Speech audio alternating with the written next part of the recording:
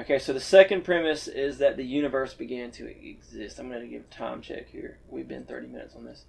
Okay, maybe we'll go faster on this. The second premise is that the universe began to exist. Now, the difficulty people have with this is they think that, well, science hasn't decided what happened before the Big Bang or whether anything was, we don't know. And that is an example of thinking that the only way to gain knowledge is through science, or maybe the best way to gain knowledge is through science. And that's called scientism. Scientism is the idea that the only way to gain knowledge is through science. And that's self-contradictory, because how do you know scientism itself is true? That is a view that you've come to through logical reasoning and your your intuitions, your mental intuitions, and like I have mental intuition that you just contradicted yourself, and your idea is self-contradictory, and that's called strong scientism. There's also weak scientism, which just says that, well, science is it has this trump power, and it overrules all other forms of knowledge. Other forms of knowledge are fine until they come into conflict with science, and then science always overrules them. And it's really the only thing that we should really worry about, because it's the big boy. And the problem with weak scientism is that science relies on all sorts of assumptions that can only be justified philosophically. Like we talked about a little while ago, does the exterior world exist, or are you a brain in a vat with wires plugged into you?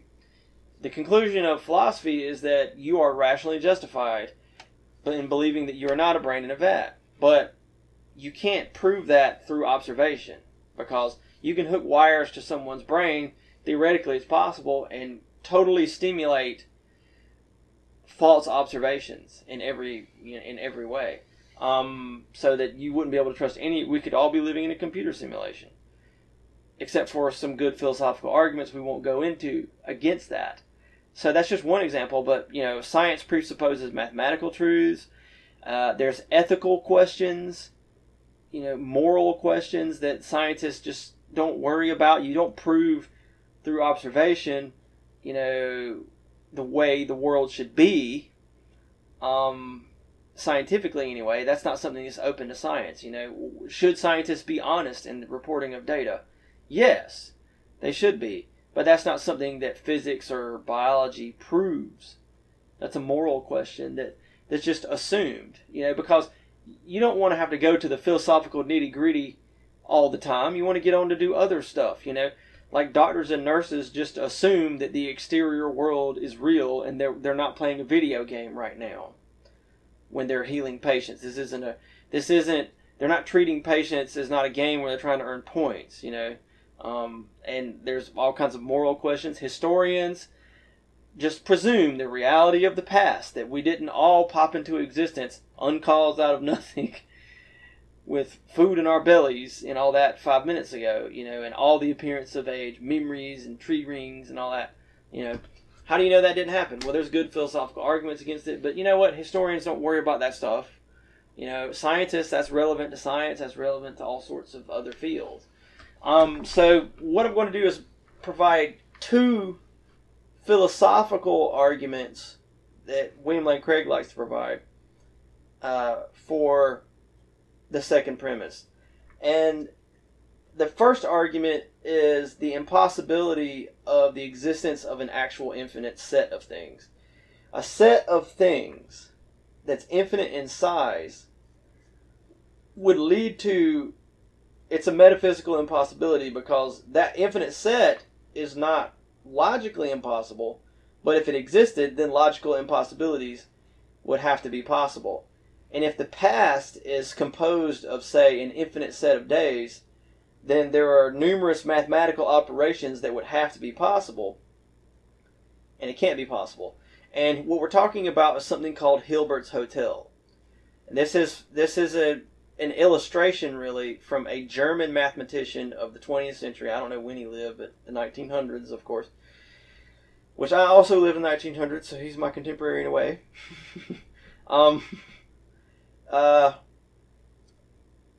David Hilbert. I think his name's David Hilbert, but anyway, it's Hilbert. And if the past is infinite, then Hilberts Hotel could possibly exist.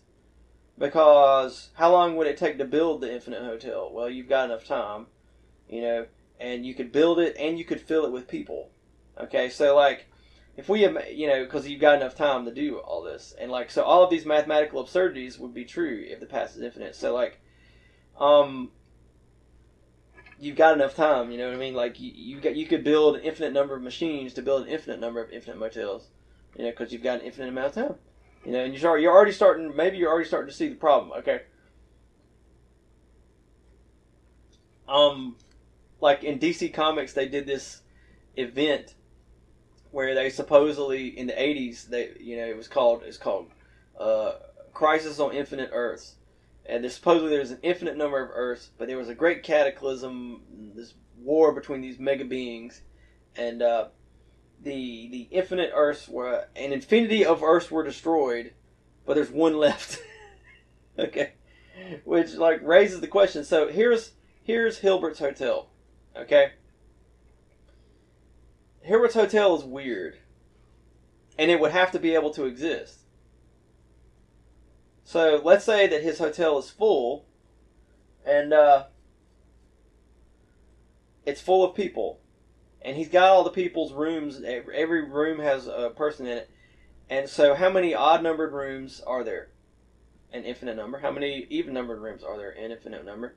Let's say that all of the odd-numbered rooms check out. So how many people checked out? An infinity of people. Okay, how many do you have left? An infinity of people. So infinity minus infinity equals infinity. Let's say all of the people check out. Well then, infinity minus infinity equals 0.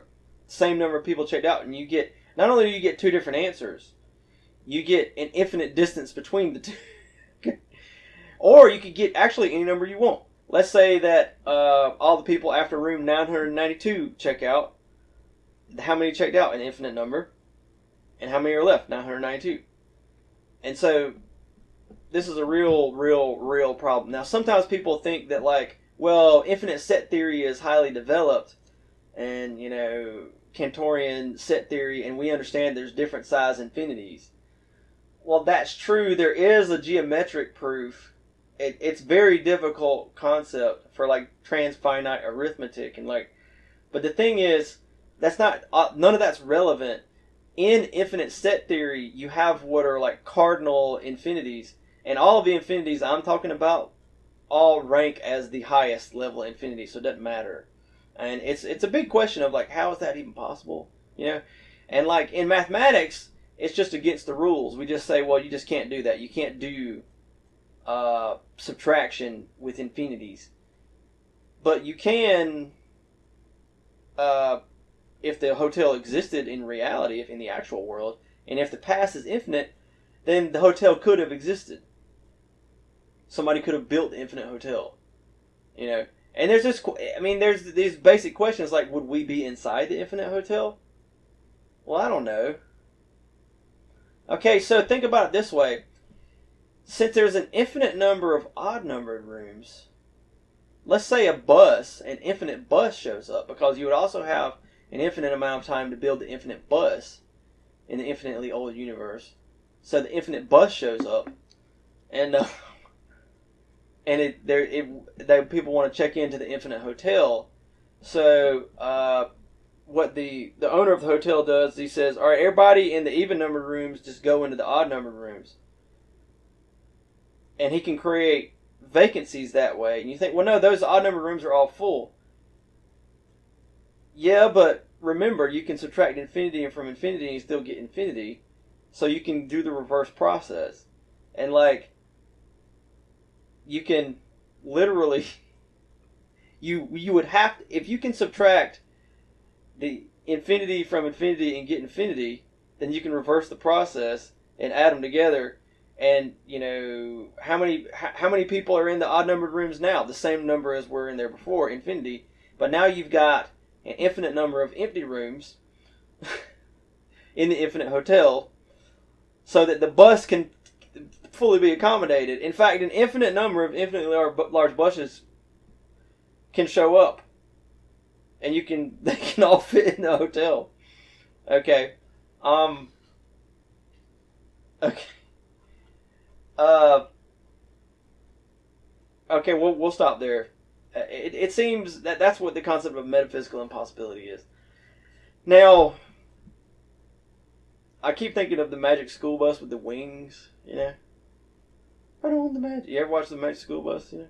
Okay. So the great atheist philosopher Bertrand Russell, one of the greats in philosophy, a staunch atheist who was not persuaded that God exists, happened to make an argument that bolsters the Kalaam Cosmological Argument. I don't know was he unfamiliar. Did he not realize what he was doing? Did Bertrand Russell not realize what he was doing here? I don't know. But he only supported the second premise, so maybe he denied the first premise, or maybe he didn't agree with the analysis of the conclusion. Maybe he thought the cause of the universe was just an it.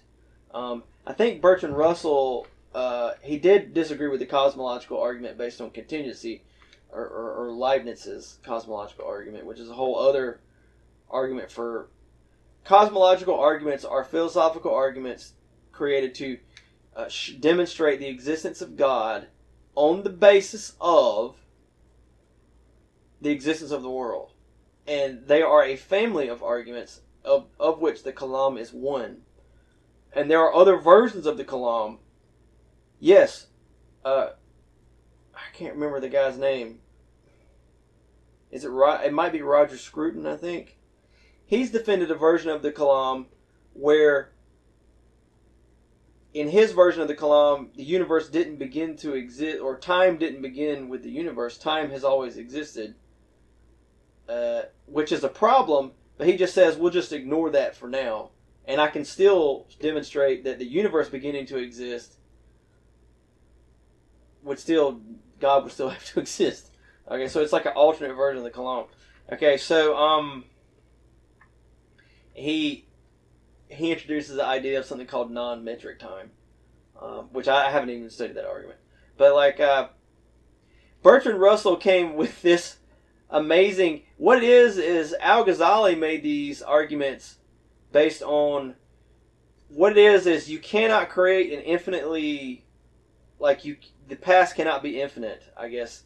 You cannot create an infinitely large collection of things adding one thing at a time. Okay? Even if you had an infinite amount of time, there would still be problems with that. Okay? So, that's what this argument, and Al-Ghazali had his versions of it, but Bertrand Russell's Tristan Shandy is great, so I'm just going to use that one. Tristan Shandy is this guy, and he keeps a diary of his life. He's a very slow writer, and Tristan, he just writes down. It takes him a whole year to write down what happened for one day. So he at the end of a year, the first year of his life, he has written down 1 day's worth of diary notes. Okay? So he's 364 days behind. He's 1 year minus 1 day behind. 2 years pass. Now he's 2 years and minus 2 days behind. Okay? And 3 years pass, he's 3 years minus 3 days behind. So the more time passes, the more Tristan Shandy is behind. So if an infinite amount of time passes, then how far behind is he? Well, he would have to be infinitely behind, but he's had an infinite amount of time, so I don't think he should have all the time he needs to get done. So he would have to simultaneously both be done and be infinitely far behind. And that's kind of the problem. The basic idea is if you started counting off 1 day at a time, how long would it take to get to forever? Well, you would never get there. the only way you could get from 1 to infinity is if you move with infinite speed. You can't move 100 at a time, because it doesn't matter if you get to 90 bajillion million. How far are you away from infinity? You're infinitely far away from infinity. Infinity is a whole other thing. You know, it's like a very different kind of number that has very different properties. 0 is like it. 0 is just, it's not like other numbers. It doesn't have a certain amount. It's 0. You know. So the biggest counter argument to this is that time is an illusion, or the B theory of time. And I'm partial to this because I kind of like this is an old idea actually in Christian theology, that God exists timelessly and we exist inside of time. And so I always like the idea that like the ultimate reality is the B theory of time, or what's called the block theory of time. And the idea of the block theory of time is that there is no right there. It's not you know, today, and you're not waiting for tomorrow, and yesterday is not in the past, but rather all of the days are present. You're like, it's like omnipresence in time. So like the idea is that for God, all moments are now for God. God exists at all times at the same time, and it's all one moment of time eternally. Not really eternally, it's just all that there is. You know, God's, you know, so there is no passage of time, rather all time is present for God. Not all Christian theologians believe this. William Lane Craig is one who thinks God stepped into time when he created the universe, and there are good arguments for that. There are good arguments against that, and I really don't know. It could be either one. But I have always liked this idea of the B theory of time. And so it's kind of weird to me how atheists come and they think, well, okay, there's no such thing as time. Time is an illusion. And so there we go. The universe didn't begin to exist and God doesn't exist. And it's like, whoa. That's a pretty big pill to swallow there, bud. Like, time is an illusion? Time's kind of basic. You know what I mean? Like, and one of the best illustrations I've ever heard for this is one I heard on the Joe Rogan podcast, you know, which I was just watching a clip of it on YouTube. And, you know, Joe Rogan podcast is often something that you're ashamed that you clicked on, but he's good at, like, oh, I wonder what they talked about, you know. Anyway, there was some woman he was interviewing, and she, you know, I don't know how they got to it in their conversations, but she just said time doesn't exist. And I've heard it from a lot of teenagers' mouths. I've heard a lot of people say, oh, time doesn't exist. And I can't help but suspect that it's because of William Lane Craig's forceful, presentation of this argument. I think that's the influence of philosophers. Because this woman, I think she was like she was a reporter or something, or a writer for the New York Times. I've heard it from teenagers where I live. A lot of people say this. Oh, time's an illusion. Time's not real. It's like, wow, that's really, you know, and Joe Rogan had a response that I think it does a good job helping people understand the fundamental nature of time. And he just says, okay, go into the water, hold your breath for 30 minutes. Because there's no difference between 30 minutes and 30 seconds. Because time is an illusion. You know, how much time passed, you know. And it's like, yeah, you know, we like to say that time is an illusion, you know, when it's convenient for us. But, like, at the same time, we're thinking, like, okay, how long till lunch? You know, you're not eating lunch right now. Like, if the B theory of time is true, you're eating all of the meals you will ever eat right now. Okay. That's a pretty serious claim. Now, I would like to make my own counter argument against this sort of defeater, you know. The thing about Hilberts Hotel is, even if the B theory of time is true, it's unaffected by Hilberts Hotel. It doesn't affect, like, you still could build Hilberts Hotel, like it would just exist timelessly, but these mathematical operations would have to be possible. It's a question of like, would they take place or anything? So as long as there was an infinite number of days before today, then like it would still be an issue. But anyway, my argument is simply that it's difficult for me to think of a stronger proof for something than that it's a basic observation that I'm trying to avoid philosophical terminology here, but the philosophical terminology is that our sense experiences are prima facie justified.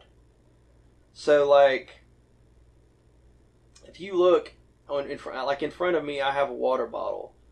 Okay, does the water bottle exist? Well, it's possible that I'm seeing an illusion and the water bottle doesn't exist. But in the absence of a good defeater for the existence of the water bottle, I am within my rational rights for believing in the water bottle. Okay? And I think that's a good argument. Like, we experience time, and I guess I'll go through like the classic example from epistemology. I picked it up from Alvin Plantinga for like why this is true, but the classic idea is like you're walking down a road and you look out in a field and you see a sheep in the field. Okay, does that sheep exist or is the sheep an illusion? Well, let's say that the farmer who owns the field, and you know the farmer to be an honest man who knows his fields well, comes up to you and says that at this distance he has a sheep that looks exactly like a sheepdog. I mean, he has a sheepdog that looks exactly like a sheep. And so now you have reason to doubt that that's really a sheep out there. Okay?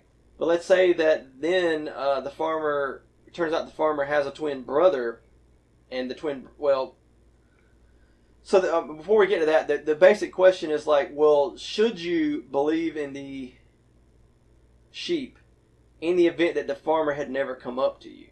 That's the question. Because it's always logically possible that the farmer could come up to you.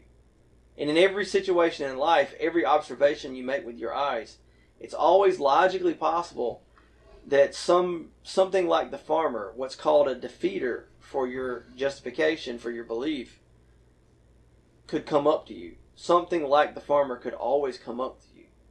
And so the argument is that some people would say, well, you should doubt your senses, you should doubt everything. You can't know anything. You hear something, we experience the movement of time all the time, right? Like if you were to do the dishes, that you would experience that like there was once a state where the dishes were dirty and then there was later a state where the dishes were clean. And you experience that those aren't happening at the same time, that it's one, then after that is the other. Okay? And so it's a basic experience that like you experience, that we all experience.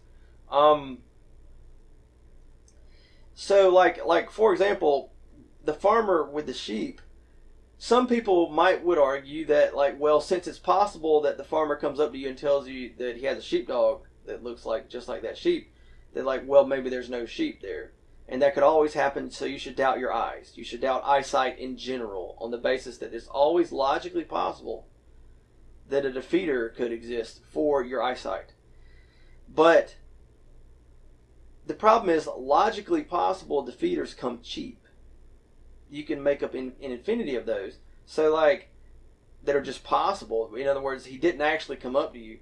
So like, it's also logically possible that his twin brother could come up to you and say, don't listen to my crazy twin brother, he's just visiting me this month. He likes to lie to people about crazy stuff. And so that's also logically possible.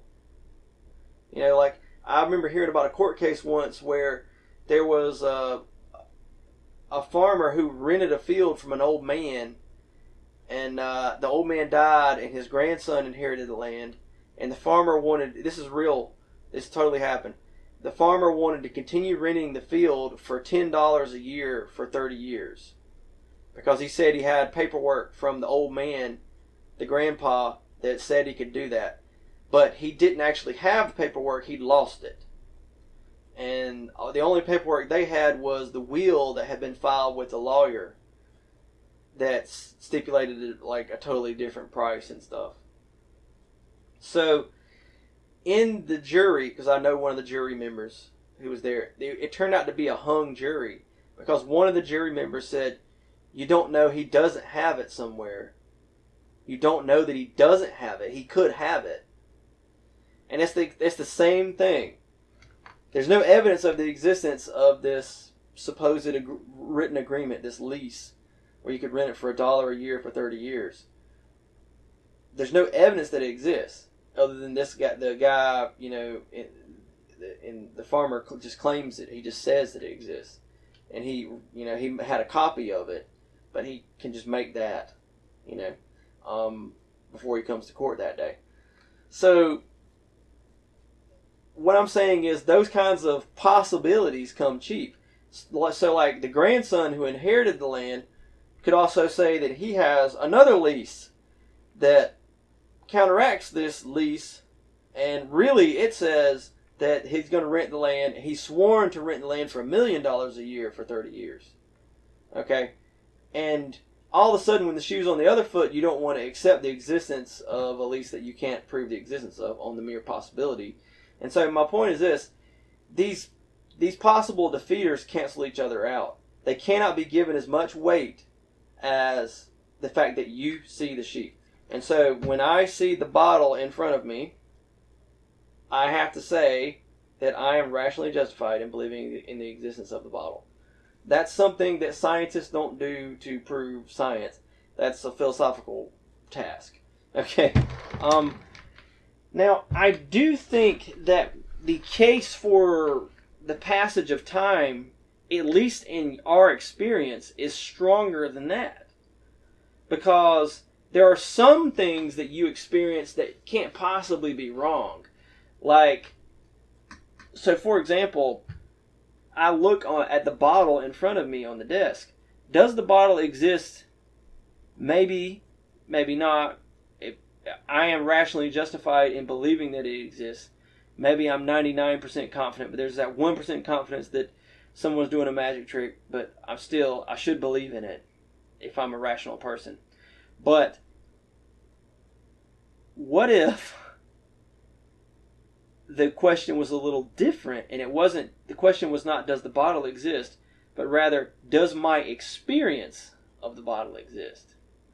Well, my experience of the bottle has to exist. I can't doubt it. It's what's called indubitable. It's infallible. I can't be wrong about it. The fact that I experience seeing the bottle, that's a purely mental experience. So, then we get to this question of, for example, 1 + 1 = 2 is a purely mental experience. You can't be wrong about that. Here's the thing. The bottle in front of me is a purely mental experience in one sense, but it's also that mental experience becomes justification for saying that there's something that exists objectively outside of my subjective mind. But that subjective experience is still real. Is time something that I experience inside of my mind? That I'm one thought and then another thought? It would seem so. And this is something that I've, read in philosophical texts. People have made the same case. We have, as they say, we have strong intuitions that time passes. Okay? And or what's called the tense theory of time. And so what I would say is the classical view that a lot of Christians have held, like Thomas Aquinas, is that God exists on the B theory of time. And even if that's true, there's no way that I don't move through time. So if time is one big block and God experiences the whole block at once, I'm still moving through the block. My movement through the block is a passage in time, and anything that begins to exist has a cause of its existence. And my world that I exist in, maybe I'm just a brain in a vat, but still my world began to exist, and something caused it to exist. Now, the real question is, anything that began to exist has a cause of its existence. But the question is, and this is where we get to the final thing, therefore the universe has a cause of its existence. The issue is, if we say, well, okay, Ben, you're a brain in a vat, and your existence was caused, but that was caused by something else that exists, and that was caused by something